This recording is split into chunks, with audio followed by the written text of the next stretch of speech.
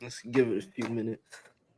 Yeah, give it a second. Let the live stream come in. Look at that one already. That's the special moment. You're like, you know what? We got a real fan right here. Someone's here, willing to be the only person in the chat. We appreciate you. We appreciate you.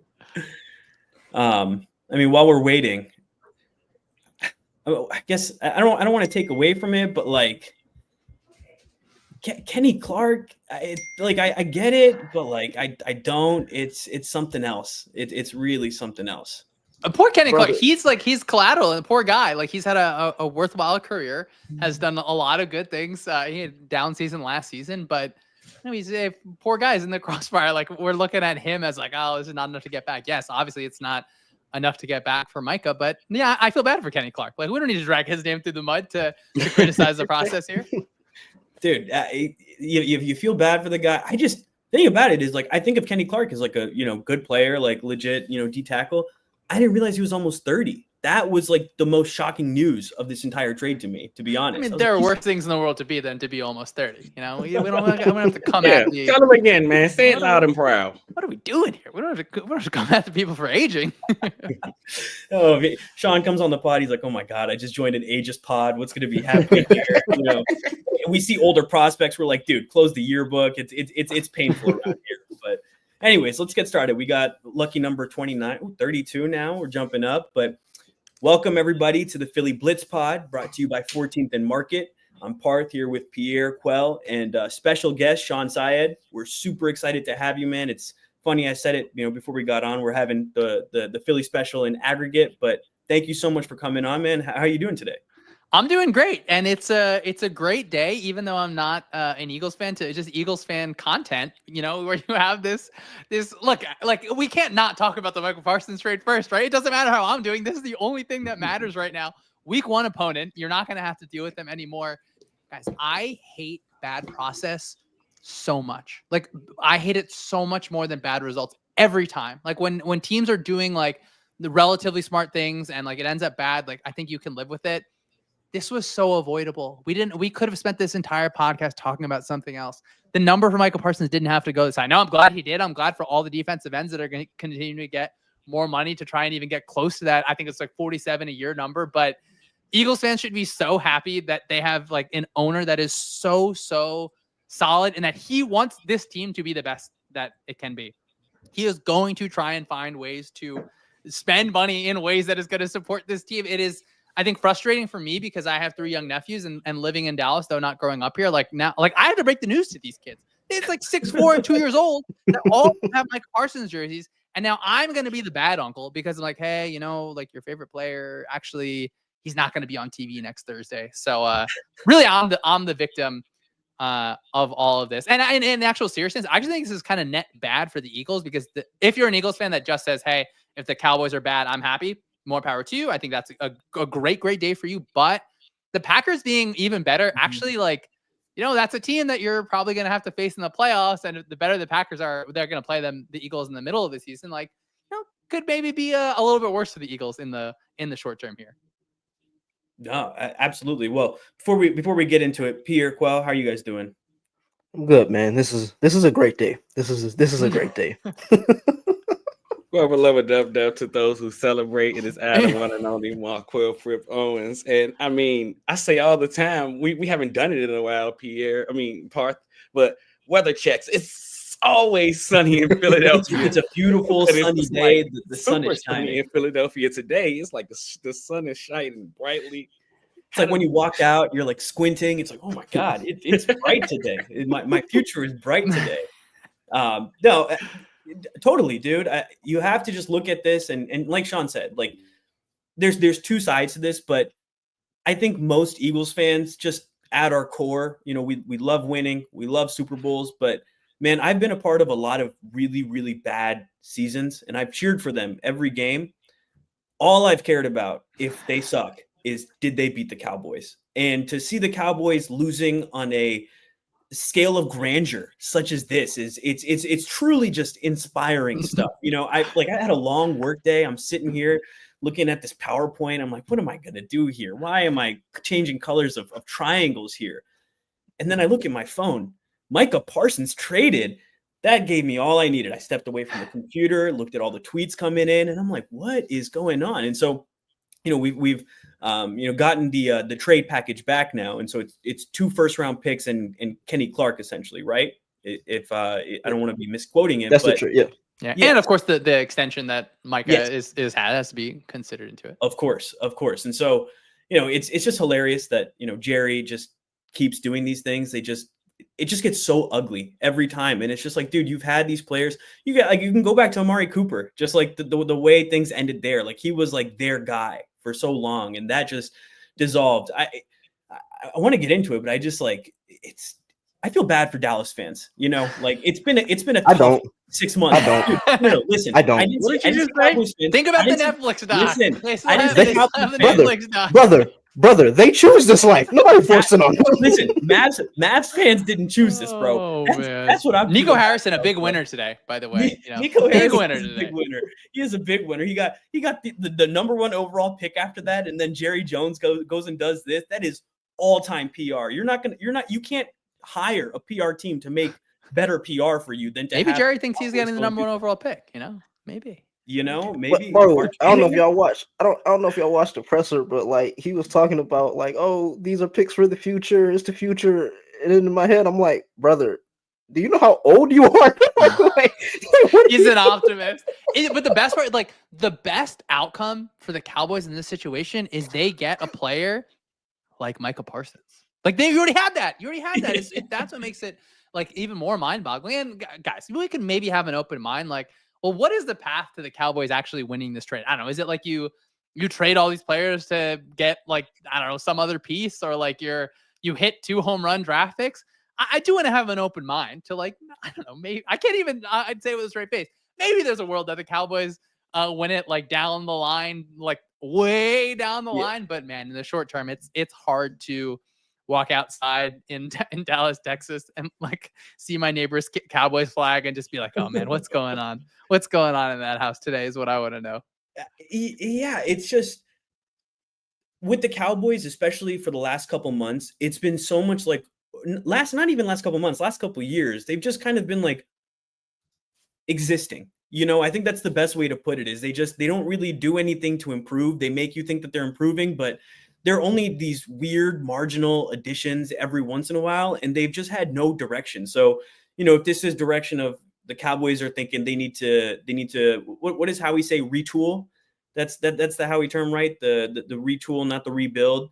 Maybe you have that draft capital now, but yeah, this is one of those where if they do win it, it's going to be, years down the road. And we're looking back and we're like, well, actually this pick turned into like these couple picks, and then they got these. It's not one that Dallas fans are feeling especially good about right now. I don't like, and if you watch the presser, like Jerry talked about one of the main reasons being why he was willing to do the trade was because they needed to stop the run.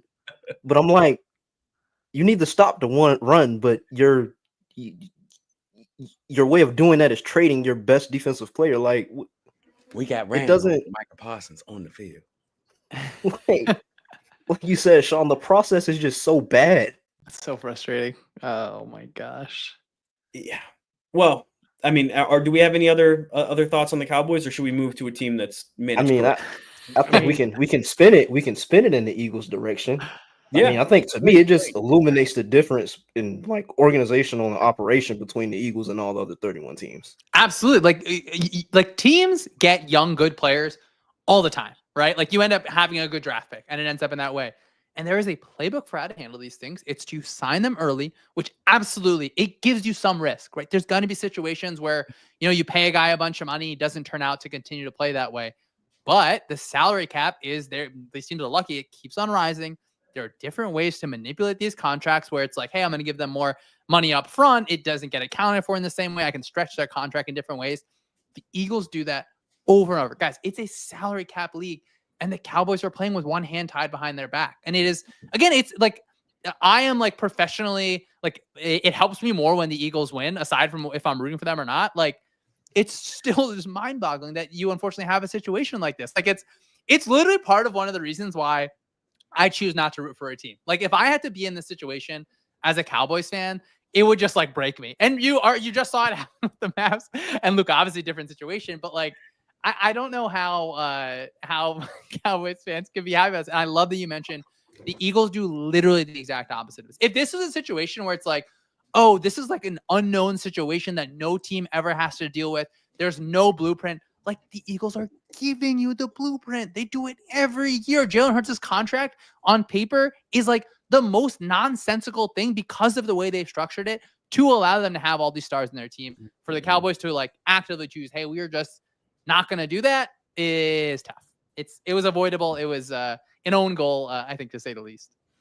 It feels it makes the comparisons of the Sixers and the Cowboys just so much more apt. They just keeps ringing true with every move the teams make, where it's just like you can have good players, you can make things work, but you guys just choose to do business incorrectly over and over again. So Shawn, you're right in terms of protecting yourself from the fandom in that way, because the Sixers have broken me. Like, just like it just hurts to talk about the Sixers, because it's just like they've just fumbled everything along the way. Just every wrong move you can make, they've made. And, that's just essentially what the Cowboys have done at every turn. They're just like, oh, we can only pay some of our good players. It's like, well, no, the Eagles just, paid a bunch. The Lions did. Like, it's not like they just actively do business and conduct their business in the wrong way, because they just want to be old fashioned about it. It's like, oh, well, this is how the Cowboys do it. It's very Heat culture coded, to bring it back to basketball again, where it's just like, oh, this is how we do things. And it's like, okay, like I get it, but you have to adjust. And that's the one thing, going back to the Eagles, that Howie Roseman has been really good about. If he makes a mistake, he got put into the broom closet for Chip Kelly way back in the day.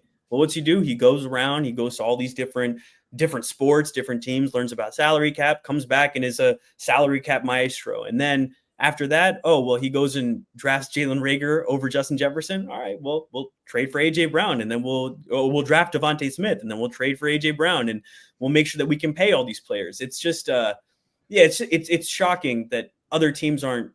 It's not even other teams. It's really Cowboys. I don't know if you guys saw the meme that was going around, but it was basically like a timeline of the last time a team won the NFC, and like, it's crazy, dude. The Cowboys just haven't won in so long. It's the biggest gap, right? The closest one otherwise is the Bears, and I think they won in like 2009 or something. So it's like it's a pretty significant gap between the Cowboys and everybody else, and they continue to do business that way. So until they learn, I don't know what you're supposed to say. And Shawn, I'm sorry for your nephews, man, and I'm sorry for you having to tell them. Look, I mean, they're young, so they still have chances to choose, and they should choose. And like the Cowboys, they've been like 12-5, I think, like 3 times in the last 4 years. Like, they are a good team at drafting and like developing some of these players. But man, yeah, it's and like, I'm not a Cowboys fan, and I'm still so frustrated by it, just because it's like, this is not what it had to be. Like, I want better football. That's really, like, deep down, I just want all the teams to be super, super good. And like, when one of them is making suboptimal decisions kind of over and over, it's a little bit frustrating. Absolutely. Well, let's talk about something that'll make you happy then. I mean, you're known as like the Vic Fangio guy. Like, any conversation you have in Philly, dude, I'm telling you, anyone in the podcast world, they're like, oh yeah, like, talking about Shawn Syed and Vic Fangio. And I'm talking to people at work and stuff, and they're talking about the Philly special and your pod. So dude, we all love what you teach us about Vic Fangio here. All of us read the book of Fangio, when we signed him, or some of us before who were sickos about the defense. I personally was a doubter after we like we say on here, the bastardized versions that we saw previously with Gannon. I'm not going to throw my boy Shawn under the bus there, but hey, had a great game plan against the Dolphins in the first half of that season. We'll always have that, right? There were things to grab onto there, man, and I never let go. Call that the Patricia year, right? Come on. Exactly. But basically, after I saw the first year Fangio, I mean, I don't know how you're supposed to say anything else, right? And it's funny coming from the Dolphins, where another similar kind of Cowboys-esque organization where, guys were just complaining, oh, Fangio's like this, Fangio's like that. when you buy into the coaching and you believe in it, I mean, this system is special, and you can't, discount the players that have been in this defense as well, which we'll talk about. But, just briefly, what can we kind of expect to see from year 2 in a Fangio defense? And obviously there's some holes that are different from last year, but, what do you kind of expect to be seeing as we go into the season? Fangio defenses, a lot of times they do take a jump in year 2. Obviously, as we all remember, this is the best defense in the NFL last year. So how high can you jump from a historic defense? I'm not necessarily sure. I think he does a really good job, though, of sort of adjusting his tendencies really to his personnel. To me, the creativity, I think, here will come with Jahad Campbell, hopefully starting in that line, or not. It doesn't have to be hopefully, but like if Jahad Campbell is starting in that linebacker spot with Zach Bond, I think that gives him a lot of flexibility up front. And then from a coverage perspective, he's going to have to figure out different ways to maybe put a little bit more on Cooper DeJean and Quinyon Mitchell's plates to end up devoting kind of an extra resource to that second cornerback spot. So I think there's a ton of tools that Fangio has kind of that he's run in the past, that he will run in the future, that he's more likely to use this season than last season. I think it's fun. I think from a watcher's perspective for me, again, not being an Eagles fan, although rooting for them to win every week, like he is going to have a real challenge there because look, there's a chance that the cornerback 2 spot is just a non-issue all season. But in week 1, as much as we want to laugh about the Cowboys and the way they do things, they still have, CeeDee Lamb and George Pickens on the outside. That is still an issue for a defense to have to deal with. So I'm like fascinated to see how he deals with it. I think, you come up with the ideas just based on what he's done in the past, but it's funny that year 2 is usually a jump for his defenses where, I mean, it's going to be hard, I think, to be as good as it was last year. Absolutely. Yeah, so on a more like grandiose level, like from a schematic standpoint, like, do you think we can expect any like wrinkles or like sort of like evolution in terms of like play calling and play design and things like that? So to me, the big one is going to be if your second cornerback on the outside is struggling, like you can't live like that, right? If he's isolated all the time, and last year Fangio had the awesome privilege of having Quinyon and Slay just playing really, really well. So he could comfortably put those guys on the outside, devote, those safeties to the inside slot receivers and kind of handle the board overall that way. I think that if his cornerback 2 is getting beat one-on-one, particularly in game 1 where George Pickens, like 95% of his routes are vertical routes. Like he loves to push down the field. Now you have to push a safety over the top of George Pickens. What does that mean? That means that there are less resources on the other side of the field, which in my head, like when you're doing like X's on a chalkboard, that is a struggle because now you have to ask another player on the other side of the field to do more work. You feel a little bit better when that's Cooper DeJean and Quinyon Mitchell. So from a schematic perspective, I would expect more as opposed to last year you played, I think, a surprising amount of cover 4 where you have those 4 deep defenders, 3 underneath defenders. It ends up a lot of times being one-on-one on the outside. I would assume that he's going to lean towards having a safety over the top of that cornerback too, specifically if they struggle early on kind of in any way. Mm-hmm. So I'm curious to kind of get into the nitty gritty of the Fangio type defense. So around the league, there are a lot of, to the casual fan that watches football, of course, we know there's man and there's zone. Now, of course, when you start getting in more detail of it and things of that nature, you got teams who run their zone coverages more stock, and then you have teams that run their zone coverage in a more match basis, Fangio being the latter. Can you explain to a fan who would have these questions as to what the team is doing defensively, the difference between matches coverage and a stock zone coverage? Yeah, absolutely. Like when you think of maybe like to me, there is zone coverage and then there is zone match coverage, and like zone coverage, I think like spot drop. So when you're playing Madden and your linebacker just like drops to one spot and turns around and looks at the quarterback, to me, that is a spot drop zone where you are dropping to spot and going looking at the quarterback. And there's a lot of positives to that, right? Like your defense probably has to communicate a little bit less. You're doing that probably more often if you have like a dominant 4-man front. Like you don't have to get too complicated on the back end. So that is kind of spot drop zone. That's like, it is very common across the NFL. It's kind of gained even back a little bit more kind of popularity because the way that offenses are targeting specific areas of the field. So if I know that there's going to be a receiver at 15 yards at the numbers, I'm just going to drop to that zone. And that's like something that you can do to combat the Dolphins, for example, like where they're always attacking that area. Now zone match, I think there's zone, there's man match, there's zone match. That's like probably a little overly complicated. With zone match, like, and specifically the way that the Eagles do it is like they call it being farmy. So you have like your kind of plot of land, like your zone. So say I have like the kind of area that's like just like the bottom right of my TV screen. Like they're not just going to stand in the middle of it and just kind of wait to see what's going on. They're going to be moving through it fluidly. That's why you see Zach Bond have these like interceptions, like in the Super Bowl. Like an awesome one was against the Packers last year, where it's like, oh, I'm going to keep on moving in a different direction. Like I don't actually have to just kind of stand still. Or when you have routes going across the middle in like a spot drop zone, like you're just kind of spot, like I'm there and there. Again, there's positives to it, but like in these match coverages, you're kind of passing receivers off to each other. So you're like not just responsible for this specific area, but it's like my coverage responsibility is dictated by what the offense is doing. And guys, that's why I love the defense so much, because there are times where the zone coverage plays out like man coverage. There's times where the man coverage plays out like zone coverage. It's like you are going to change based on how the offense attacks you. So there are times that I'm watching and like I do feel pretty comfortable overall, like making a bunch of calls, and I'm pretty sure this is this zone coverage. There are times where I don't care what anyone says to you. Like, I'm not going to say this is definitely this. It's like, it is one of three things. Like, we do not know what it is, because like a specific wrinkle is only expressed if like the third receiver runs this specific route. So like, it's so malleable where if I'm a quarterback looking at it, it's like, man, like I'm watching the film of it and like, okay, it's one of five things.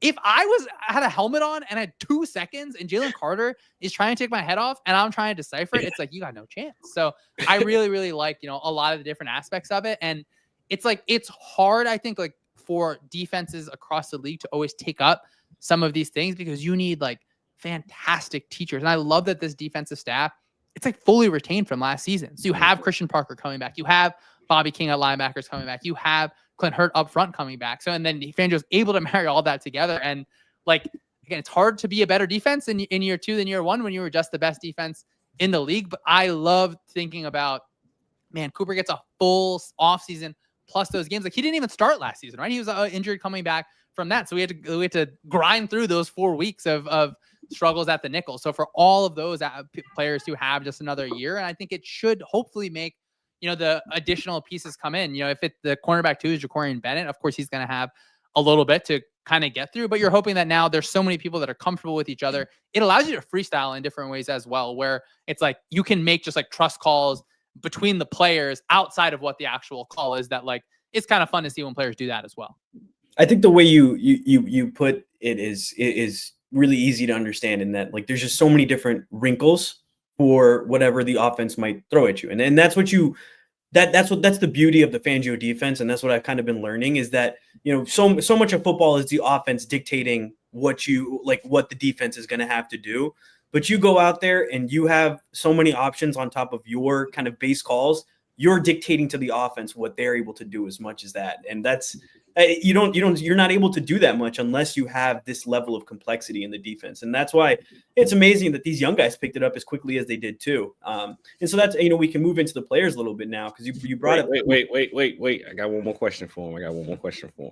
So since we're discussing the differences between man match, zone match, things of that nature, when you look at what the Eagles like to do defensively, specifically Vic Fangio, what they did a lot of last year. I mean, of course, we knew they stayed in a lot of nickel, but in terms of their coverages, you've seen a lot of cover 4 and cover 6. So would you be able to explain exactly what the responsibilities are for? You don't have to get into the entire defense, but more so the guys on the back end, because we're having this big conversation over the last month or so of, like you said, it's so hard to go from being the best defense in football and then improving the next year. But it's even harder when you go from losing veterans in the back end that have to work through the communication that it goes through to run this defense, and you're implementing young players. So what exactly should we expect for the young players? What spots should he be in? What is he being asked to do in this defense? Yeah, absolutely. I mean, I'll try my best not to make this feel like homework. Unfortunately, everyone listening, this is gonna feel a little bit like homework. Let's talk some ball, man. When I'm thinking about cover 4, cover 6, cover 6 is going to be halves to one side and then quarters to the other side. Halves being like you have a safety deep covering half the field. Quarters being, you know, you're covering a quarter, and like they'll call cover 6 when it's towards the passing string. The cover 8 is going to be the other word, where if you're playing like your cover 2 side towards the passing strength generally speaking, where your nickel is, it's like the better or more side where they have receivers. So if I cut the field in half and say we're just like a 2x2 set, so 2 receivers to one side, split out, no tight end attached to the line. Same thing on the opposite side. On the cover 4 side, let's just talk about the cornerback on the outside. You're going to have that kind of deep and outside responsibility, really relating to that outside receiver. And then you have your nickel defender and your safety. And it's going to look different based on what the offense does, which again, that's something I really like. If the inside receiver just kind of jets out straight to the flat, your nickel is going to go ahead and take that threat. And your safety can, in some systems, they just say like zone it, where it's like the safety is just going to go ahead and cover your zone responsibility. What they'll do actually a lot of times, and like you look back to the Dolphins game against the Cowboys, I guess it would have been 2 years ago at this point, but it's like, okay, if my deep responsibility for the safety, so like I'm responsible for kind of number 2, like deep out vertical, and then I will maybe move my eyes to number 1 receiver. But if I can trust my cornerback, I can actually go look at like the other side of the field. So if that inside receiver is just running out to the flat, a lot of times offenses are going to run a crosser from the other side of the field, just the way the spacing of these concepts are going to work. And you can actually go ahead and collect that. So to me, that feels like a little bit more of just kind of like a 201 type level thing, where you actually kind of see it in the preseason a little bit, where I love that. Like I love the games, the regular season games, the preseason stuff. You can see like the really like underneath level, like these are the bones of what is happening. And if your safeties are already kind of doing that stuff, like that is always really nice. And then in the cover 6, kind of cover 8, where, I mean, the words don't even mean anything, right? We're just making things up. But like you have your deep safety where like to that 2 receiver side with your cornerback rolled up on that outside receiver, your safety is really going to be responsible if that outside player just runs straight vertical. If both those players run vertical, right? The safety, you kind of want to split both. But like if the outside guy goes vertical and the inside guy runs straight to the flat, now my cornerback is taking that inside receiver to the flat, and my safety should be expected to kind of go over the top. So it's like aside from the nitty gritty, it's like, well, who do I want to put the most responsibility on? Who do I want to help? And who do I want to kind of take stress off of? Like if we get into the 3 receiver side, or like 3 receivers to one side, 1 receiver to the other, that's like a whole entire different world, where now we have like a safety from the opposite side taking vertical stress off the linebacker, because Fangio is going to prioritize, like, I don't want to watch my linebacker run down the field with Tyreek Hill. No one wants to do that. So you have tools to do that. I think it's like the most important things are the like, okay, well, what does it look like when there's a cover 2 side? What does it look like when there's a cover 4 side?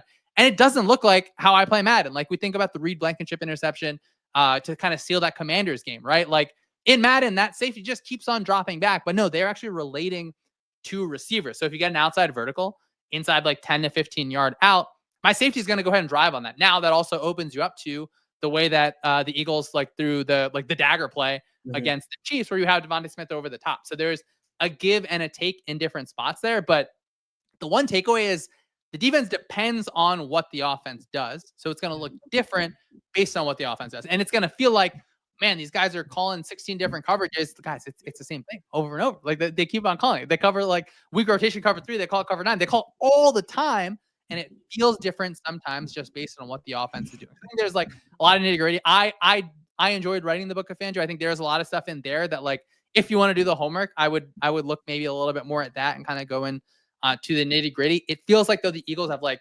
continued to build on it through last season, which got me really, really excited. I was obviously very happy when they ended up getting Fangio. I think Fangio was also really happy to get the job. And I think the players should be excited about it too. I like that. You guys have mentioned like, oh, it didn't work out in Miami. He is not for everyone. Like Vic Fangio is absolutely not for everyone. But if you are like a person that wants that kind of hard coaching, he's obviously going to put you, I think, in the best positions, really, I think, along most defensive coordinators in the NFL. So a 2-part. Wait, let me get one in. So a 2-parter here. Okay, so first, all the different coverage rules and different things like that you just outlined. With Andrew Makuba, them selecting him, and the safety battle in training camp has been Sid Brown and him. Number one, who do you think is going to be the starter? Yeah, my guy, Marcus Epps. But who do you think is going to be the starter week 1? And then the second part, when you kind of look at the system as a whole, like Part said, you're the Fangio guy, right? Like my introduction to the Fangio world and why I love it so much was because I read the book of Fangio, right? And so when you look at the system kind of past and present, and kind of like as we continue to, drive forward in the sort of, how can I phrase it? Fangio phenomenon, I guess. And it's kind of like it's kind of like when me and Quell, when we talk schematics, he always has this quote where it's a Civil War quote. Quell, you can go ahead and say it. Football is just 100 years civil war. They do the same things. They just change the person, not necessarily the personnel, but how they dress it up and make it look a little prettier. Yeah. So like kind of as the system continues to evolve, how do you see it, expanding not only under Fangio, but just like years down the line? Yeah, I think taking the first question first about the safety battle, I get bummed every time like I see a Drew Makuba injury update because I think he's missing a bunch of practices. Like we're a week away from that first game at this time. So just based on the injury part of it, I assume that Sidney Brown is going to be in there. It's like, well, you bring Marcus Epps probably because maybe you're a little bit concerned just about depth from injuries overall. And like I enjoyed watching Makuba's Texas film, and I think there are actually things that he did. Man, I forgot who it was against, but there's like a play where he's like kind of goes towards line of scrimmage, then he goes back, and then he ends up. Wow, I hate that I'm forgetting if it was an interception. I'm pretty sure he ends up getting an interception on it, but it's like that specific thing. Like if you can do that in this defense, that raises the ceiling of the defense. And so I think in the long term, I would be very surprised if Drew Makuba was not the starter. I think that Fangio obviously, or Howie, whoever you say is making the picks, like they had the options of other safeties. That one of the safeties I think they passed over is going to be starting for the Falcons this year. They specifically chose Drew Makuba. Like they had the higher grade on him when you're choosing a safety and there's other safeties at that spot. They're telling us what they think there. So I think that long term, it's got to be Makuba. Like I would be, as long as he's able to get healthy. We saw how they treated Cooper DeJean last year, where it's like, hey, you're injured. Like you do need to show it in practice and be able to get to full speed. The system as a whole, that's a really interesting one because like when people, or you look at the guys that have kind of come off the Fangio tree in different ways, like we all kind of saw how it was a few years back. We've seen like different defensive coordinators around the league. We saw it was Ed Donatell for the Vikings. And the hit rate isn't the best. And I don't think Fangio pretends to be like, oh, but everyone needs to be able to run my system or everyone has to be able to do it. Like it's special partially because of him, right? Like I think that being a defensive coordinator and having your finger on the pulse, and like Fangio, I like now that he's sits up in the booth, like he is seeing everything from that high level. He is making the tweaks that I think some coaches from they'll make it everyone wants to make tweaks like every single play, right? And Fangio does it between play to play. Like we saw, I think the Falcons was a good example where things weren't always working, and the Falcons obviously end up winning that game, unfortunately. But like Fangio's not waiting to make changes. He can see it, he can feel it. He's like seen so many things where he knows it's like, oh, this left tackle has his ankle in a weird way. I know that it's going to be a pass. So to me, it's less about the system evolving, where there has been some evolution. So one specific one is like when you have 3 receivers to one side, 1 receiver to the other side. The way that a lot of teams did this is they played kind of a cover 2 side to that 3 receiver side, where you had a safety kind of coming over, which meant if the second receiver, that middle receiver in your 3 receiver set, ran like all the way down the field, now you're asking your nickel, in our situation, right, Cooper DeJean, to carry this all the way down the field. And the Jaguars were able to take advantage of the Chargers, like in that exact situation in that playoff game a while back, where the Jacksonville Jaguars had that big comeback. So I think Fangio evolved that to now, hey, I'm going to play a cover 4 side to there instead of a cover 2 side to there, which means now my safety is going to take the vertical of number 2. My outside corner can take a vertical of number 1 to the number 1, as in like the furthest out. And then number 3 is going to be my opposite safety. So I like that I'm watching him change in real time, not undoing the structures of his system by any means, but like, hey, they played way more cover 4 this year than they usually do. Like that is him understanding his personnel. So I don't think of this necessarily as like, oh, like the Fangio system. Now, is that bad for my brand, having written that piece, which you guys so kindly read? Maybe, but like it is so much in like him. And that's why I was confident, I think, when he came here, because it's like, you're not asking for a branch off the tree. Like you're getting the roots of it. Yeah, you're getting the absolute roots of it. So I do think there's ways for it to evolve in terms of, actually like the Bond one last year is a fun one, right? Bond is now going from a linebacker spot to walking to the edge. And like, you could think like, oh, this is this simple thing. It like totally changes how the offense has to block the play. You're like way more sure against zone type runs just based on like how the spacing of everything is. It gives you better angles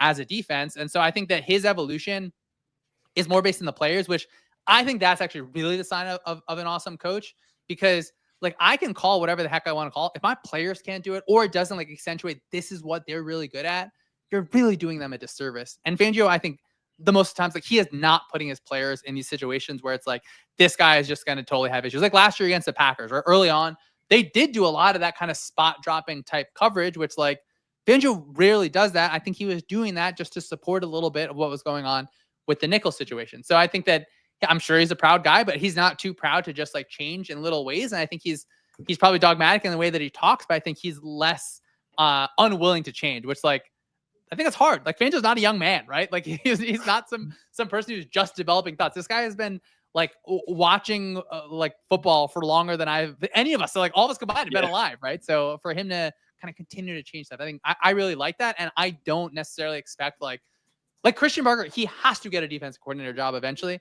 I am fascinated to see just kind of like what he comes up with overall. I think Ejiro Evero in Carolina actually has had different points where he has put together a lot of good stuff. In Carolina last year, they got a bunch of injuries up front. You can't stop the run. You can't like do this, right? So if you have a situation where defensive line struggles, you know what, that makes me a little bit less comfortable. But I mean, I could talk for like 3 more hours about what our good friend Vic Fangio is doing. So you spoke about the player focus that Fangio has, right, and how he's able to adjust for players. Fangio's had a history of some pretty spectacular players that have played under him, and especially at the linebacker position. And you kind of touched on Jihad there and Bond. What do you kind of expect out of that room? And I know you're a Nakobe guy too, and his rehab seems to be going well. So if Nakobe comes back healthy, Jeremiah Trotter Jr. hasn't had a bad preseason. He's looked pretty good in limited snaps.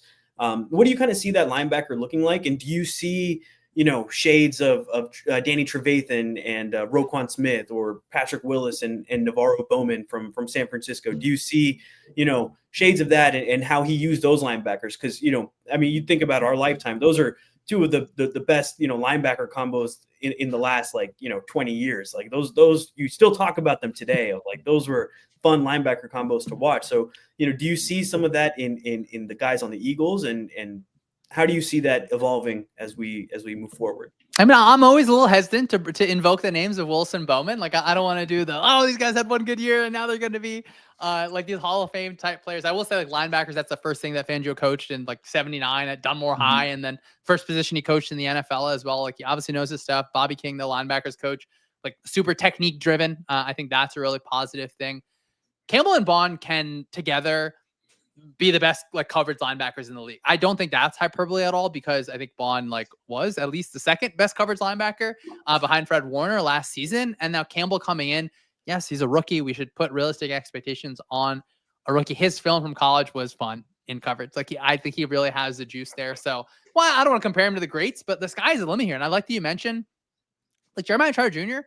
can be a starting linebacker for multiple teams. Nakobe Dean, absolutely can be a starter for multiple teams. He put together an awesome season last year. So it's funny, I for Eagles history to have a linebacker room this deep. I think that's pretty unique. So I think brother, we're coming from the days of Nate Gary, Nicholas Morrow. Oh my God. My gosh. What a ride it was. Yeah. I remember watching, it was I wanted to rewatch the clip that Jordan Davis is chasing down Josh Allen. It was the Kelly Green game that the Eagles end up winning at the end. And it's man, this coverage it looks a little bit different. It's funny because you could have the same exact call for 2 different coaches and it looks so different based on the way it's taught. And I think that relates to these linebackers, where I would really like to see. So last year, right, we see Bond go from that linebacker spot down to the edge, talk about blah, blah, changes all these things.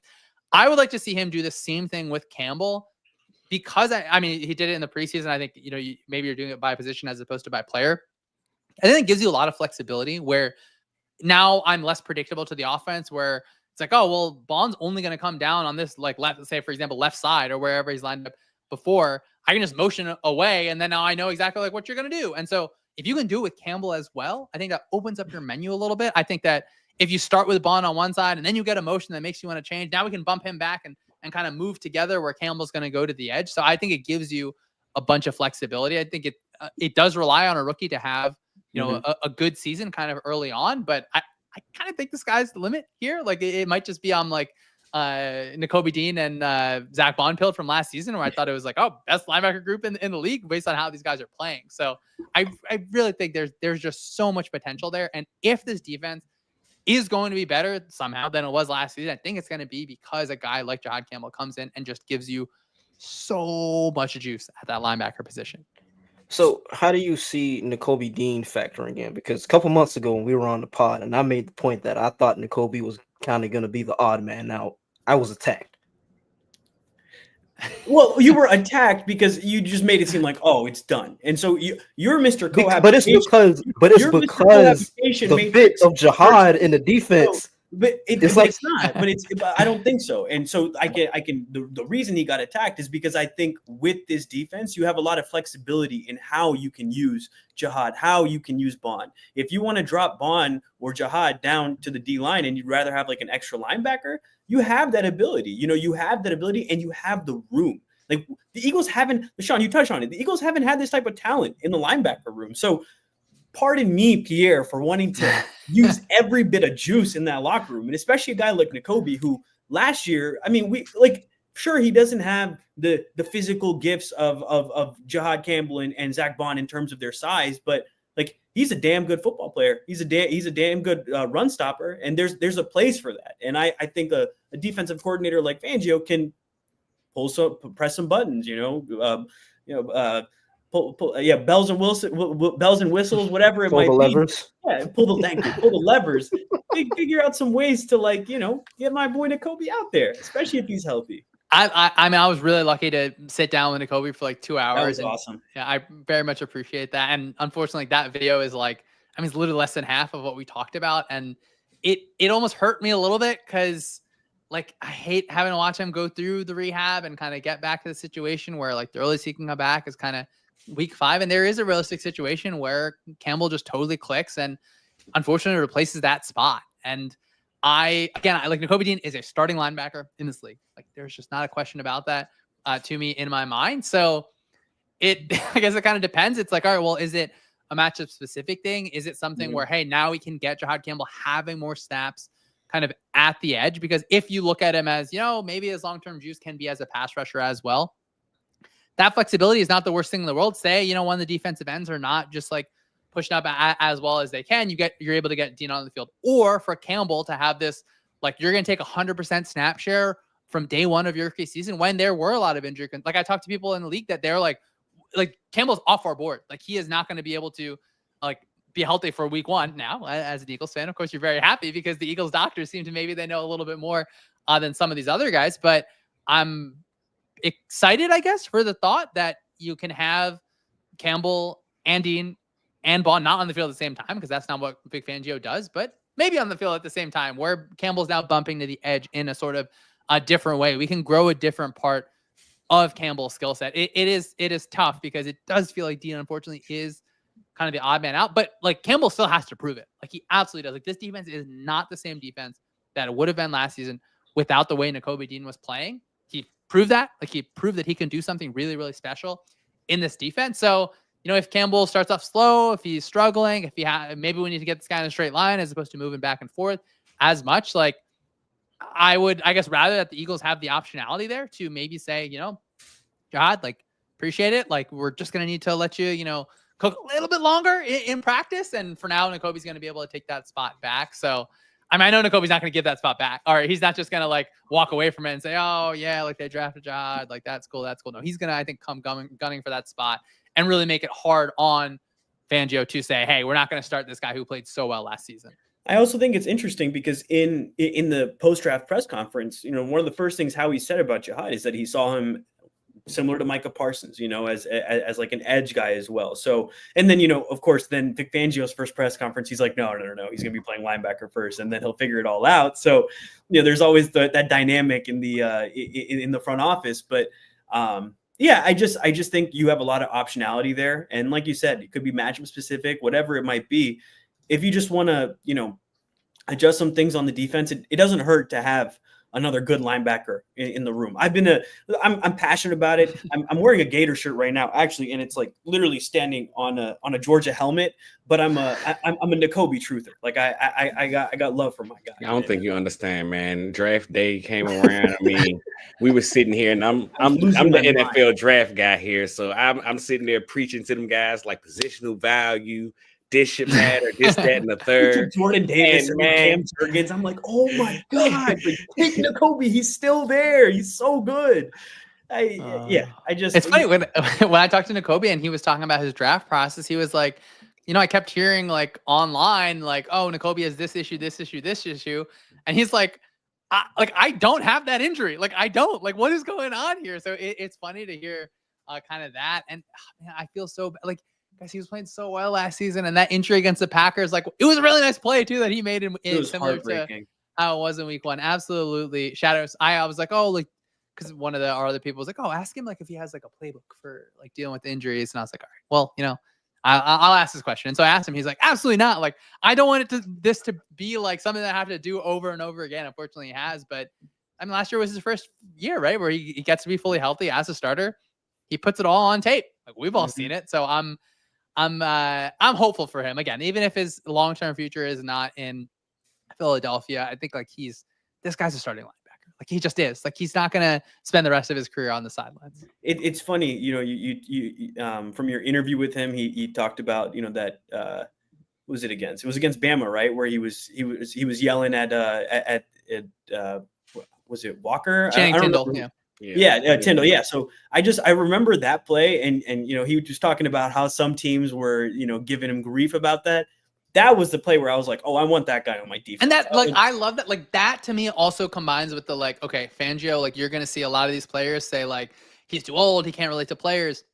I think Nakobe Dean, like, really likes to have Vic Fangio coaching him. And Bobby King, who, like, again, this isn't for everyone. Like I personally want to be, like, hard coached because I think that's how, like, you're able to get the best out of most individuals. I totally understand that's not for everyone. But, like, Nakobe played for Kirby Smart, right? Like, that guy is going to get after you, right? Like, Dean wants to be held accountable. Will Muschamp too. And I love where Dean, he talks about this. And so I like the scheme and like all this kind of stuff. And it's like, oh, like, I need to be able to see it on film. But like, Dean also really talked about like Sirianni holding players accountable is a really positive thing here. And like, yeah, Sirianni's not calling the plays. He's not calling the defense. He's not like, I mean, he gets to have Howard Roseman, Jeffrey Lurie being a really, really positive owner. But like, to build that system of accountability where you can have that situation where Dean is yelling at a player, but everyone knows that is really out of like, that's out of love. Like, to want to have someone else be a champion is like, that's a clear sign of like having love for someone, I think, that anyone can have. And I think this defense really held each other accountable last season and like had faith in each other and really were able to kind of believe through things, but also they were like, man, like, we just got to put a few things together. Like, he also mentioned, I don't think this is in the interview, but he was like the Tampa Bay game week 4 last season, right? Like, they end up 2-2. They get waxed in that game, right? He was like, this is like the worst time that we ever had. Like, this was so miserable, but like, we knew Cooper's coming back. Like, we're going to get him playing fast. Like, we're going to be able to get things together. The linebackers are figuring things out. The coverage unit is going to be really, really strong. So for, I mean, I think like Nakobe Dean's absolutely a player that I would want to have on my team every. It's not just because I interviewed him. And like, I think you expand that to the other guys, right? Like, Quinton Mitchell, I remember at the draft, like, he went up to be interviewed, and Terry Arnold also went up to be interviewed. And Terry Arnold, not that he's like a talker, but like, he was just like more, I think, like, he was just like literally just like louder, like more verbose kind of in what he was saying. Quinton, like, I remember asking him this like really long question about like, oh, you're in the Fangio defense, this and this, and he was like, I'll do what's asked for me. And it's like, oh man, like, that's not like as fun of a soundbite as Terry Arnold telling me that he would like press coverage his mom, like if he had to, like in like whatever situation. But like, Quinton is about the business, and now you hear him talking trash to AJ Brown. Like, I obviously like winning like is the best deodorant and like it cleans things up, but like, it is a really, really cool ecosystem, I think, that is unique, that every NFL team strives for and would absolutely love to have, but you're not able to achieve that because like sometimes you don't have the guy at the top that is doing it. Sometimes you don't have the players that are doing that. And so cool to really be like a room where you have Zach Bond, who like didn't even play linebacker for all of his career. And now we have all of these guys where like, I honestly think like if Jalen Carter was just like dogging it one day, like I think Nolan Smith would be like, dude, like what's going on? Like we are a championship team. I think to be able to have that trust for everyone, it seems like the players in Miami didn't have that same trust in Fangio, and for all these players to really kind of lift each other up it's beautiful. Like I'm getting emotional thinking about it because like, like teams in the NFL don't have absolutely. It absolutely is that. You talked about Miami, and we talked about it earlier, but I'm just imagining now like the dichotomy in my head. Like, can you imagine like Mr. West Coast, like cool Mike McDaniel in one room, like, hey guys, like it'd be really chill if you guys just run this route like a little bit better, like just have a little bit more depth on that route. And in the other room, Fangio was like, oh my God, how did you mess this up? Like what are you doing Nah, here? man, you giving him too much snark. Yeah, come on. It is different for everyone, but that thing, it's like, it's part of understanding players, right? Like, because I think like you can't have that laid back attitude with everyone. Because if they were winning games, we'd be like, man, everyone should be laid back. Like, you got to be able to relate to the kids these days and that kind of stuff. But like understanding your players and getting lucky enough to be in the situation where it's like, I mean, we say Philly dogs where it's like, oh, all these players from Georgia, like, but these guys are really like, these guys are dogs, all of them up and down the roster. Like, we're talking about potentially like the third and fourth string linebacker being like, man, how do we keep these guys off the field? And like, that is, I think, such a beautiful problem to have. Yeah. I just can't even imagine it the other way. Like, because I agree. I just think hard coaching is how you know someone cares. Because as soon as they just like let you do your thing and they're like, oh, it's okay. To me, it just seems like they don't care as much, you know, and that it's like, all right, I'll just let you do your things your way. And so like I love seeing this hard coaching. For me, like the first defensive coordinator I remember watching with like the Eagles, like really, really when I followed was Jim Schwartz, you know, like that was like, and he was hardcore, you know, like he would let guys know. And then, you know, as a Gator fan, I was watching Will Muschamp just tear guys a new one on the sideline. So like, you know, we don't always have to be that extreme, right? You got to know the people. You got to know the people. You got to know the people. Will Muschamp was crazy. That video, his headset is like coming off his head. Muschamp took it to another level. Who also coached a lot of these Georgia guys. So it's just funny to see the difference in coaching style. But you know, you spoke about, you know, these guys have been in the room for 2 years now. We have a lot of guys who were young last year, and you know, you've also touched that it's going to be hard to outdo last year. You know, they were just like one of the best teams in the NFL last year. What do you expect out of some of these second year players like Quinyon, like Cooper, and then, you know, Jalix Hunt as well, who came out like at the end of last season, was having a really good playoff push. What do you kind of expect out of some of these guys who are just going to be second year in the defense, young players, but obviously have the right attitude and the right chops for this team? I mean, expectations should be really high, right? I think you expect Quinyon to come down with some of those interceptions that he wasn't able to last season. I'm not necessarily sure that they're going to have him like following around people in man coverage. I don't think you have to do that to be a successful defense, but maybe he's flipping sides just like in their zone coverage, just based on, you know, well, like who you have overall or who you're facing kind of that week. For DeJean, I would love for him to become 100% snap guy, where like in your heavier defenses, now you're going to the outside, like you're putting more on his plate. You're able to kind of like patch up that cornerback 2 spot just a little bit by having DeJean. It's only 25% of snaps I think they play in that heavier base type defense. And then for Jalix and Nolan Smith, obviously, like I want him to be able to get fully healthy. He plays football so violently. Like he's such a, like when I asked Nakobe Dean, like, what are your favorite plays of last season? He's like, oh, the one where like Nolan Smith like blew up the first puller and I took the second puller. It's like, man, Nakobe's not even talking about his game-winning interception. He just wants to talk about being physical. And like, I think Nolan Smith is the same way. And for Jalix Hunt, I think that's a really interesting one because I actually think there is a really high ceiling there. There's also probably a really low floor if things don't hit there. But like for having a defensive line where obviously you're going to have Jalen Carter, that he's going to like dictate how offensive lines deal with you in so many different ways, where everyone else gets to work on one-on-ones. I mean, look, we're all going to be the biggest Moro Ojimo fans ever this year after he's just like deleting left guards over and over. So I think the expectation of these guys should be really high. I think the Eagles are really optimistic about it. And like, look, last season, you know, the edge rushers, they were part of the year where we were like, like these guys are struggling a little bit. Like we remember all the sets from all the sacks from Josh Sweat in the Super Bowl, but there were times like you remember that Falcons game early on in the season where it's like, man, they're not getting any pressure this late in the game. So you should have those expectations really high. And I think they should be able to meet a lot of them. I just specifically for a guy like Morrow, right? Like, I think he was second in pass rush win rate last year behind Chris Jones. And they're extremely high on him in the building. Like I remember last year, and we talked about it a ton in that Falcons game when it was pass rush time. They put him on the field. They took Milton off. They put him on the field. So specifically for him, where are you on him?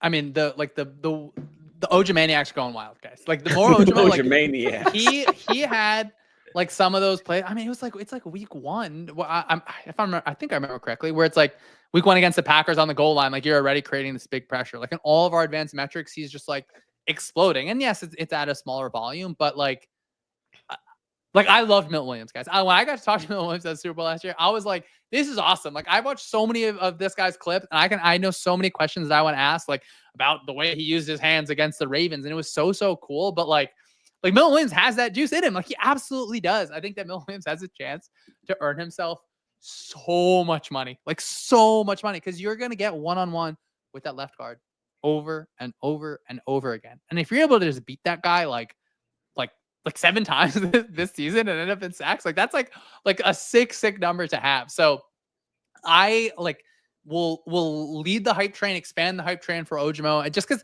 he showed it to us in a small sample, right? Like, if this was just a guy where it's like, oh, like, I don't know, like, haven't really seen it, but like, oh, you get to go aside from Jalen Carter, like, I'm going to be really hyped about you. This is not that situation. He's done it. Now he's just going to have to do it kind of over and over again. So to kind of pivot back a little to the discussion you were having about the Georgia guys and the hard coaching and things of that nature.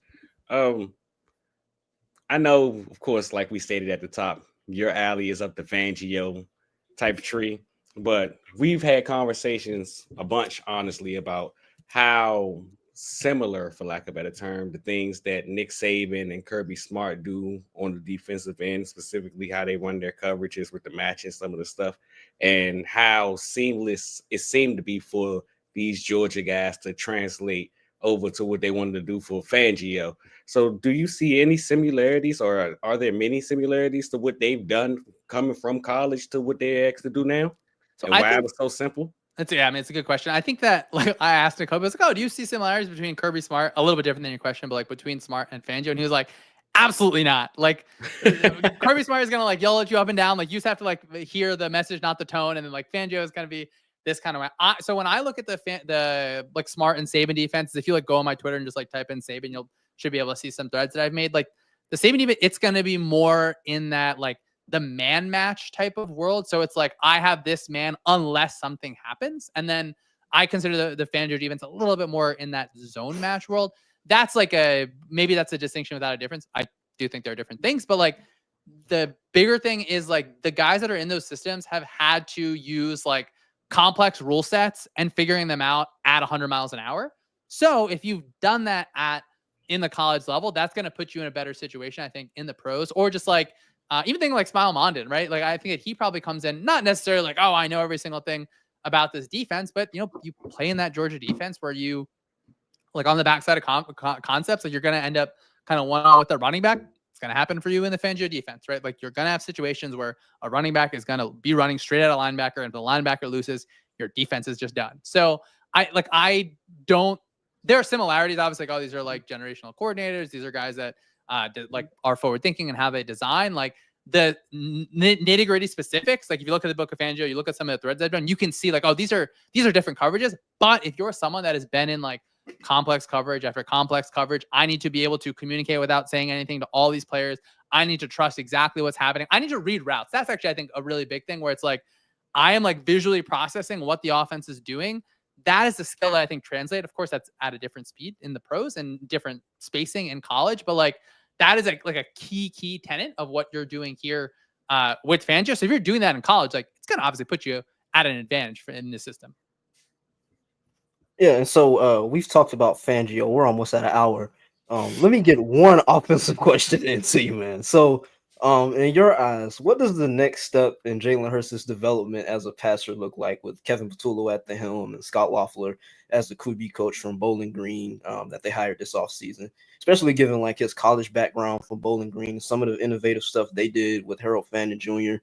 And, Patullo, he's referenced kind of the wealth of knowledge that he'll bring with the many different offenses he's been around: spread, power run, zone read, gap read, a lot of those different things. So how do you see all of that kind of translating into Jalen Hurts' development? Hurts, I mean, Jalen Hurts at this point has played well enough to win Super Bowl MVP twice. Like he did it against the Chiefs both times. Like he absolutely did that. So there's just like not anything that I think that he can't do. I think that what we saw late in the Super Bowl and then in the NFC Championship game, like you just saw him be more decisive and a little bit more aggressive. And I do think towards the front half of the year, I think that Jalen was taught like, hey, look, we're going to be able to run over all these teams. Like you don't have to be super, super aggressive. Like just don't turn the ball over. And then you see him kind of hold the ball a little bit extra. But then when you get to like real crunch time, he's decisive when he takes off. He goes straight up the middle. He's just like I'm going to go ahead and throw a one-on-one to Jahan Dotson. I trust every single thing that's happened here. So I hope that this year where, it's hard for running backs to reset records every single season. So maybe the running game takes just like a slight step back. The passing game should hopefully be able to kind of get that. And, you mentioned with Leffler and Patullo over there. Patullo, I mean, what an awesome job this guy gets to have, right? Like if you have an awesome season, you're probably going to go be a head coach somewhere else next year. And you just put like your small fingerprints on it. Like Shane Steichen put his fingerprints on it. Kellen Moore put his fingerprints on it, where like you're running a lot of the same concepts that Jalen Hurts has been running for multiple years in Philly, but it's like, oh, now we're stacking our receivers over each other to make it easy. Now we're like bumping AJ Brown out on motion, right? It's like, you don't have to look like the Shanahan offense, right? Like another one of the articles I really like putting out, it's called Shanahan Schemes. You look it up. You don't have to look like that, right? Like we need to be open-minded that like every offense doesn't have to look like that. Would I like for offenses to attack the middle of the field? Yeah, look, guys, candidly, I would, but if you have different answers to be able to do that, where one of them is just like, oh, you can't stop a run game. Like, okay, fine. Like, why would I be mad at Jalen Hurts for having that? So I would love to see Hurts just like get the fine tuning on the aggressiveness dial, continue to be as decisive as he was towards the end of the season. And, look, maybe there's a situation where next year we're saying, oh, I wish he didn't throw that ball, but I'm glad that he was aggressive in that way. I would hope that we can see that next season. Pierre and I have this conversation all the time. How offenses are ran more nowadays, that's up my alley. I'm the spread offense kind of guy. I'm the Chip Kelly lover. I'm let's spread them out and let's read the defense and things that will count the defense. And if they're single high, we're going to throw the ball. And if it's too high, we're going to run right at them. It's a math game, that type of thing. But I mean, as Pierre refers to it as that Shanahan brand, what would you say? The snake? It's snake oil salesman offense. I'm not gonna lie. I think that's dismissive, but we'll leave that to the side. As much as I like to agree with them, listening to you talk to, and then going back, I think you guys mentioned y'all just mentioned the brutal linebacker play we had to watch earlier in the year. Well, not last year, but earlier on in the Eagles' tenures. And all I could think about, sometimes I fall asleep to nightmares thinking about this game of how Kyle Shanahan went to bed smiling like, oh yeah, Nick Morrow, I'm about to torture you for 3.5 quarters, buddy. And just that, how they attack the middle, how that offense is able to attack the middle of the field. I mean, it's beautiful to watch because it's not something you see from every team. Well, you see it now from 75% of the league because they all hire from their branch, but it's not something you see when you watch the Eagles offense, or you watch some of these other offenses around the league, Brian Dable, who they want to attack down the field. It's a quick game and down the field. And I think it's fun to watch for me personally. I mean, you just have to have answers for the problems the defenses throw at you. And the one like stat spot that Eagles struggled in was passing against zone coverage. And I don't think that's fully on Jalen's plate. I certainly think it is a decent bit, but like it's also the design of the offense. Like they're not having these like creative kind of openings over the middle of the field. Like I'm hanging on to this middle of the field throw against the Ravens in the middle of the season. Like, oh man, like he can do it. We see it. Why don't you do it more? So I'm just trying this year to be a little bit better about everything. Doesn't have to look like I love the Vikings offense so much. Everything doesn't have to look like that, but you should borrow the idea that I have Justin Jefferson, but I'm still going to do everything I can to make his life easier. Yeah. Take that concept and apply it to AJ Brown. Get him in again. It's not like, oh, we're just motioning for motion's sake, but think back to week 1, right? AJ Brown does that little kind of outward motion. You run out and up. The cornerback is too kind of happy to get that out. Bam, big play.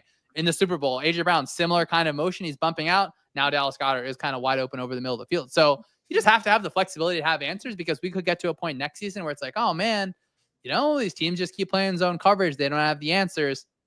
We don't need to be a Kyle Shanahan offense, but we need to be able to attack the weak points of a defense. And a lot of times, that is that kind of linebacker spot. But hey, when you're probably like the most accurate deep ball thrower in the league, you can get away with that a little bit more. Like you have something like his ability when he is decisive, just attacking vertically, kind of getting up the field on scrambles. Like that's able to make up for it. You don't have to be able to do all like 10 things that I have on my scouting problems. Like, oh, middle of the field throwing has to be a 10 out of 10. If you have something else that can make up for that, and your offense isn't structured to specifically do that, you can go ahead and win Super Bowl MVP. Damn right.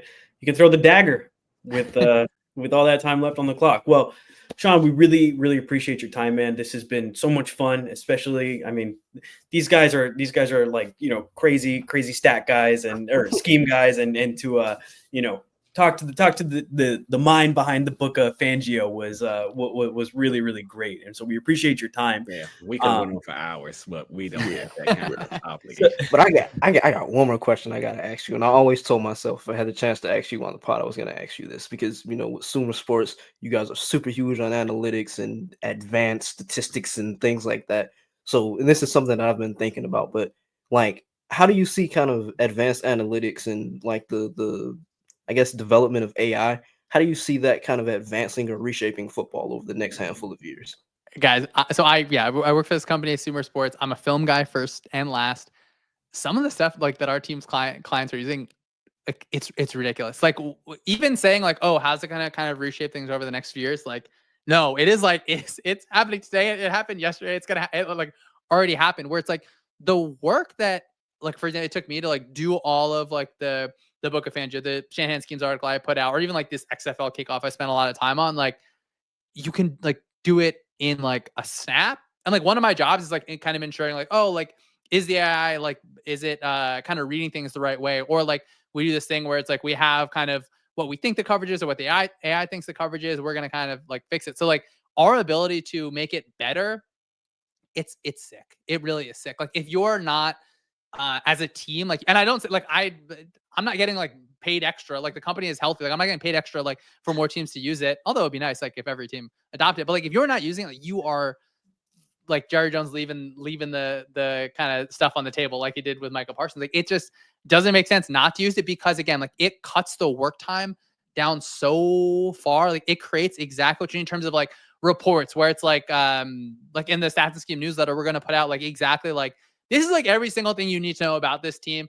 And it took Tej like one button press and like that's all it was. And now do I still think you need to watch the film? Of course, but like quality control, like coaches can now spend time doing like so many different things in like draft prep, or like if you're looking at, oh man, like every single time this team played on a cloudy day in December with the temperature under 60 degrees, how their quarterback do. Now, do I think like that specific thing is like crazy valuable? Maybe not, but like you can get so specific with what you're asking because the way that the data has come through, and that the way that, I don't use like a chat bot or anything, but like we're going to have this like football kind of like chat GPT kind of equivalent where it's just like all football data. It's all football knowledge. Like it is instructed by like it giving us an answer and then us saying like, hey, no, like it, like this is actually kind of where like we want to be thinking. And then like watching the coaches use that is pretty cool because like the way that it saves them time where now they can spend time like Bobby King teaching Jihad Camel to have his hands in the right spot. I don't think the AI is going to teach you that. Now, I will say, guys, we actually have this kind of cooler, like the 3D where it's like in helmet kind of thing. We do have something like that. So we can actually be like, oh, like, look at this clip. Like the AI pulled up where your hand was in the right spot. That's kind of a separate thing. But like to have coaches be coaches and not have to spend as much time kind of digging through the data, or if they have a question, like they can like type in 3 buttons, they can get exactly what they need, and they can let their like the Eagles obviously have a ton of people in their data staff overall, right? But like they can spend their time researching like the hard questions of how do I structure this contract over 4 years to like give my team the maximum value. Like you can let like the AI systems that we have and that other places have like really help you in a lot of ways and give you tendencies. Like I wouldn't type, give me a game plan to beat the Cowboys. I will say though, like you will be able to type in like what are the weak points on the Cowboys, and it'll pull up like, okay, well these are like the 4 things that statistically they were like really bad at, and these are the 4 things like that offenses do to attack them. And I mean it's like a little scary, candidly, to be like, oh man, like this is where we're at already, like with this kind of stuff. So seeing the teams that do use it and what they ask and why they ask it and how they're using it, like it's already here, and like it's just I think gonna continue to blow up whether we like it or not, right? Like I'm not even value judgmenting like this is really good for everyone or this is really bad for everyone. Like I want all these football guys to have like all their jobs. Like I don't want to replace any of these people at all. If they can use that time now in just like more efficient ways or in better things, now we're seeing like Nakobe Dean back a little bit healthier, quicker, just like with the way that he's being taught things overall. Like I like to think like that, maybe that's a positive for the game. But I can't be the one to tell that. Like, I'm obviously biased that I work at this company, but it's cool to see how we can actually involve the things that all four of us love, like all the film, like all the nitty gritty stuff. You can actually really teach the like your systems, like to take that knowledge and then build upon that. So yeah, I don't know. Maybe next year it's going to be like a robot doing this podcast instead of me. But there is a lot there. Like, I'm very surprised every day. Like, I don't even like, again, it's not like my day-to-day stuff, but like when I am pulled into it, it's like, oh wow, like this is a lot more than than I thought it would be. Like you said, it's the future, but the future is now, you know, and this is something that every team is going to have to adopt, because frankly, football is a game that's won on the margins, right? And this is just improving your margins. And that's why every company, I open my work computer and I have 4 different co-pilots available, because they want you to use it so that you can just be more efficient with your time. It's not necessarily taking your job. It's just going to enhance how your ability to do your job. And we're already seeing it with players as well, right? Like with last year, there was the big talk of Jaden Daniels using the VR headset to run through simulations and you know, see things on the field in that way. So a ton that's going to be going on there. But you know, Shawn, you spoke about it a bit there, but you know, give you a chance to plug, you know, your newsletter, any podcast you're doing, SumerSports. Just wanted to give you a chance to plug all that. Yeah, very much appreciate that. Yeah, the newsletter I do, again, it's combining stats and film. Like, if I really liked. I still refer back to the first 2 that we sent out. So I think that's a sign that I think it's decent. It's sumersports.com/subscribe to get that. Monday mornings, Thursday mornings, we'll give you all the game previews. We'll give you all the data. We'll give you all the film notes on game reviews. I got to think about what else. My Twitter's @SyedSchemes. I'm on the Ringers Philly special. Once a week, we do film breakdowns there. I get the privilege of doing it with Shilkapati every week. That is really fun. Oh, and then this year I'm doing like video breakdowns of everything. So I can't wait to do all this Fangio stuff, because I know, like, for the people listening, it's like, oh man, like you talk about how do you relate to route number 2. It's a lot better when you're looking at the film, you get a circle and then you get the lines and everything. So I've done a few of them on the SumerSports YouTube page. I think they're going to be a lot of fun. And I'm just like, I can't wait to keep on doing them. Like week 1, I know that after the Eagles beat the Cowboys, I'm going to have like a video out of exactly what Fangio did for that. So I hope you guys follow along there. Absolutely. And Sumer is summer with just one M. Summer right? with 1 M. It's yeah, that's exactly how it is. You know, they call us SumerSports. That's fine. You know, they're using this fancy AI data for that we have. You know, you call us whatever you want at that point. Well, thank you so much, Shawn. We really just appreciate your time, you coming on with us, and your knowledge, man. This has just been really fruitful. I mean, I know I learned a ton, and I'm sure all of our listeners have learned a ton too. And thank you to all 665 of you. 600, bro. Yeah, that's kind of blows our normal numbers out of the water. We really appreciate everyone who tapped in. If you like the content, make sure you hit that follow button, the subscribe button if you're on YouTube, on the 14th and Market YouTube channel, or the Philly Blitz Twitter. We're also on your all your streaming services. You can just find us Instagram, TikTok. We'll be putting up some reels, so keep an eye out for that. But Shawn, once again, thank you so much. And we always we sign off with the Go Birds. So go Birds. Go Birds, baby. Go Birds. You mean it. You just gotta say it. Go Birds. Go Birds for professional purposes. Professional purposes.